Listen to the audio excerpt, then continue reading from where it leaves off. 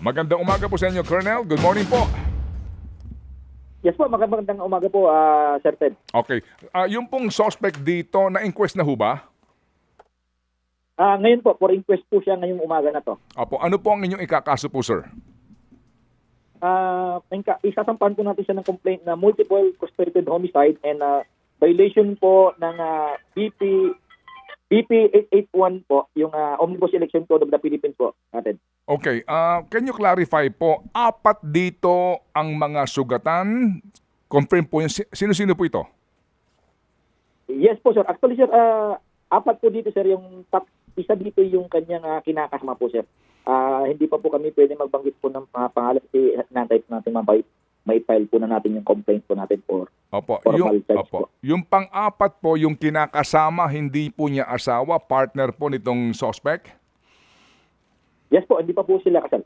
Okay, opo. Sige, so yung pong tatlo na biktima rin dito, sino-sino po yun?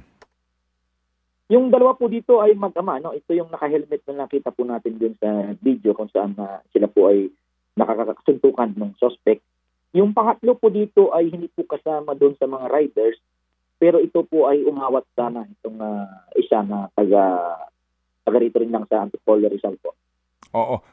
Meron po kasi siyang itong suspect sa video na maril siya sa mga taong tumatakbo. May tinamaan ba doon? Wala ho dong na disgrasya? Wala na po. Maliban dito sa apat na biktima natin, tama na po yung kanyang kinakasama po. Opo. Ano ho pinagmulan talaga nito? Ano po ang kwento ng magkabilang panig? By the way, ito muna. Ano po ang sitwasyon nung kanyang kinakasama at yung pong tatlo? Ano po ang sitwasyon sa ospital? Ano po ang mga tama nito? Ang critical, isa lang po ang critical dito, no? Yung nakita nun sa kung napalapit sa kanya kung saan yun yung humiga. Dahil critical pa po ito, may tama po ito sa ulo. Hanggang ngayon po ay nasa critical na condition pa to. Yung anak naman niya, yung sa naka-helmet ay ligtas na po. Ang tama nito ay parang sa may balikat. At yung pangatlo po, out of danger na rin po to, yung umawat po. Umawat din naman po ay nai-release na po kahapon. Out of danger at nakalabas na po. Ang nasa hospital po ngayon sa may Rodriguez ay yung tatlo na lang, yung mag-ama at yung kanyang kinakasama po. Opo.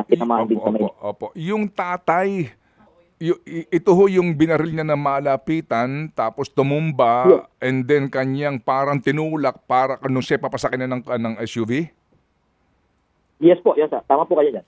Yan po. Opo. Saan sa ulo tinamaan ito, banda, Colonel? Hindi pa natin, wala kami nare-receive na medical report po niya. Hindi pa po kasi kami nakakapasok din po doon sa may ICU po ng hospital po.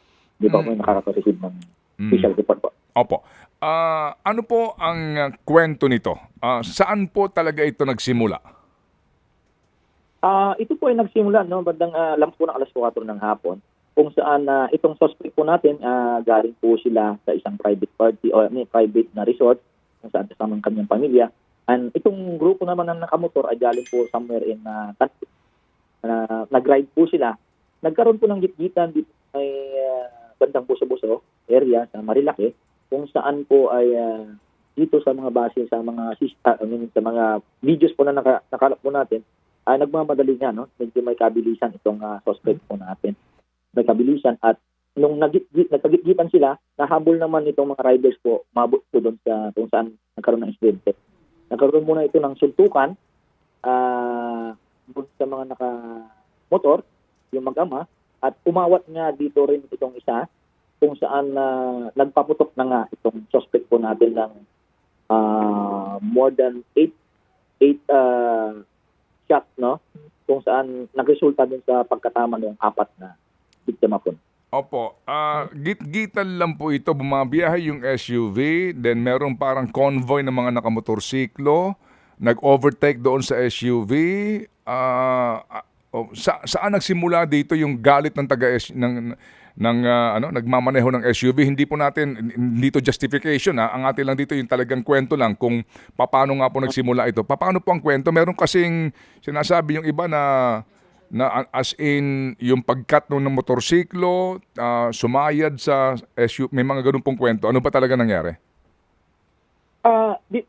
Ayon sa narrative din po, no, tapos yung mga nakalap po natin na mga iba't ibang video po, pero po sa ibang netizens po natin, lumalabas po dito na kaya po siya kinat ng mga motor is dahil may previous incident prior to that.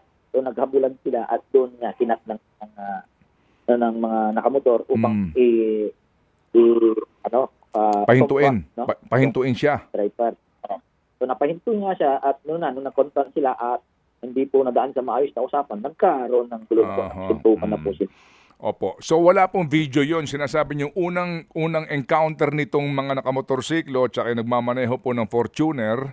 Tapos so nagkahabulan, kinat na siya, napahinto sa tabi itong may barel, doon na ho nagsimula ang suntukan. Yes po, doon po nagsimula. Actually, kung titingnan niyo po, dala niya na yung firearms niya, una pa lang na concentration. Suot niya na yung sling bag niya kung saan nandoon yung firearms. Opo. Ang dala niya dito, 9mm po ito?